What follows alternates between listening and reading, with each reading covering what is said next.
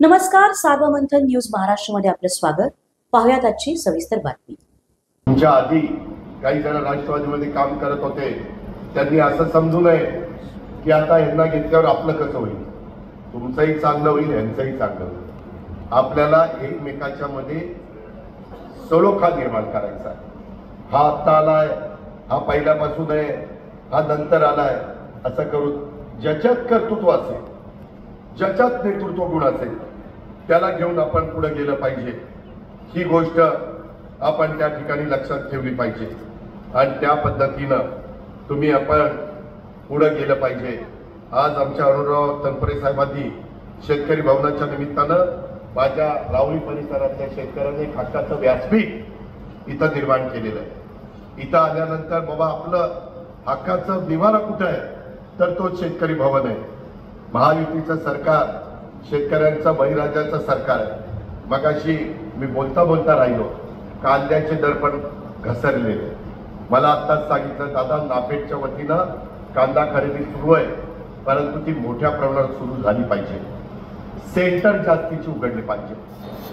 शेवटी मित्रांनो, जे काही आम्ही दौरे करतो त्यावेळेस तुम्ही या ना, तुमच्या ज्या अडचणी आहेत त्या सांगा ना.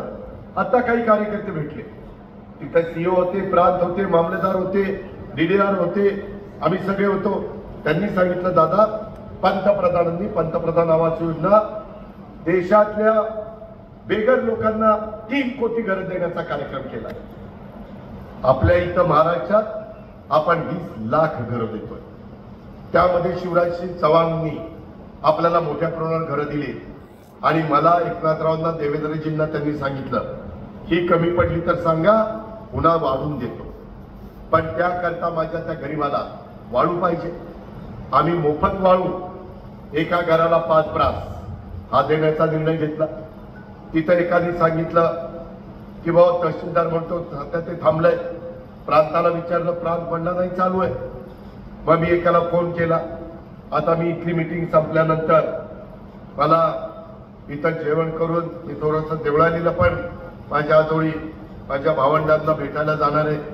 ते शेवटी आपण नातीगोती पण सांभाळली पाहिजे, पण नात्या गोत्यावाल्यांनी पण आपल्याला साथ दिली पाहिजे. काय आलं नाहीतर आपण नातीगोती सांभाळून भावकी होण्याच्या वाटेकरी काय करायचं त्याला. त्याच्यामुळं मी तिथं जाणार आहे, त्याला मी त्यांना भेटणार आहे आणि त्याच्यानंतर मी अहिल्यानगरला जाणार आहे. घटनेचे शिल्पकार डॉक्टर बाबासाहेब आंबेडकरांचा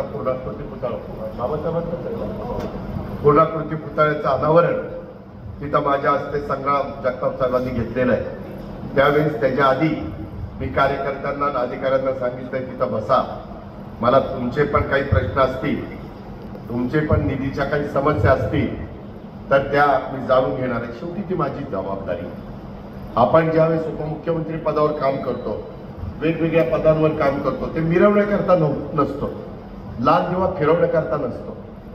नुसताच त्या बाबतीमध्ये बंदोबस्त घेऊन फिरायचं ही माझी निश्चितपणे भावना नाहीये आणि त्याच्यातून हे प्रश्न सुटावेत त्याकरता माझा हा खटाटोप आहे. म्हणून त्यांनी वेगवेगळ्या प्रकारची निवेदन दिली. काही निवेदन दिल्लीच्या संदर्भातली होती, मुंबईच्या संदर्भातली होती, काही जलजीवन मिशनची होती. मी तिथंही अधिकाऱ्याला फोन केला आणि त्यांना सांगितलं की याच्यातनं आपल्याला मार्ग काढायचा. उद्या सोमवारी रात्री मी मुंबईला पोहोचेन आणि उद्या परवा आमची कॅबिनेट आहे, त्यावेळेस त्याच्यातनं मार्ग काढेल. शेवटी मी पण काही मनकावडा नाही, माझ्या पाठीला पण काही डोळे नाही.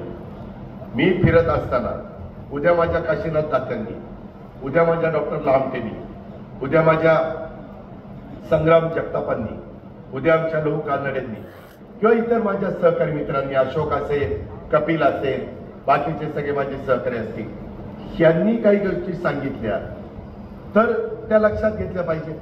माझ्या समोर बसणाऱ्या माझ्या कष्टकऱ्यांनी, शेतकऱ्यांनी, माझ्या कार्यकर्त्यांनी काही सांगितल्या तर ते अन्यायकारक असतील तर तो अन्याय मी दूर केला पाहिजे. ते चुकीचं असेल तर मी त्याला समजावून सांगितलं पाहिजे, नाही बाबा तुझं हे चुकीचं आहे. या पद्धतीनं आपण आपली संघटना वाढवण्याचं काम करू. या प्रकारे आपण पुढे जाऊ. आम्ही यावेळेस महिलांना लाडकी बहीण योजना आणलेली आहे. त्याच्यामध्ये मध्ये बातम्या येतात लाडक्या बहीण योजनेचे पैसे काही पुरुषांनीच घेतले, हे चालणार नाही, त्या पुरुषांना सोडणार नाही. ते पैसे लाडक्या बहिणींकरता, आमच्या घरी मुलींच्या करता, बहिणींच्या करता, मातांच्या करता, ज्यांचं 2.5 लाखाच्या आत वर्षाचं उत्पन्न आहे. आणि त्याच्यामुळं मध्ये एक बातमी आली, जे नोकरीला तेच पैसे घेतात, नाही चालणार. शेवटी नियमांनी सरकार चालतं, शेवटी कायद्यानी, संविधानाने, घटनेने राज्य आणि देश चालतो, परिसर चालतो. आणि त्याकरता ज्यावेळेस अशा प्रकारच्या तक्रारी येतात, त्याच्यात ना कुणाला त्रास व्हावा ही अजित पवारची किंवा महायुतीच्या सरकारची धारणा अजिबात नाही.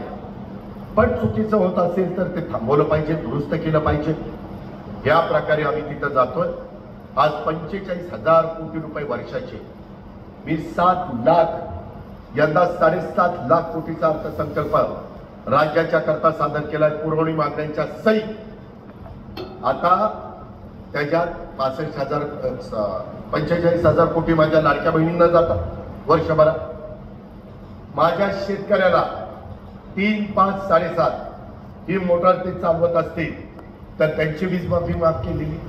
वीज माफी माफ म्हणजे तुमचे पैसे राज्याच्या तिजोरीतनं महावितरणला भरावे लागतात. ते किती हजार कोटी? 20,000 कोटी रुपये. माझ्या 45 लाख शेतकऱ्यांना शेतीचं बिल येऊ नये, पंपाचं, म्हणून 3, 5, 7.5 याचा वीज बिल माफ केलेलं आहे. ते पैसे सरकार तुमचं भरत आहे का? तर माझ्या शेतकऱ्यांनी आत्महत्येचा विचार करू नये. आम्ही 0% व्याजाने 3 लाखापर्यंत पीक कर्ज देतोय का? तर माझ्या शेतकऱ्यांनी सावकाराच्या. सार्वमंथन न्यूज महाराष्ट्राला लाईक करा, शेअर करा, सबस्क्राईब करा.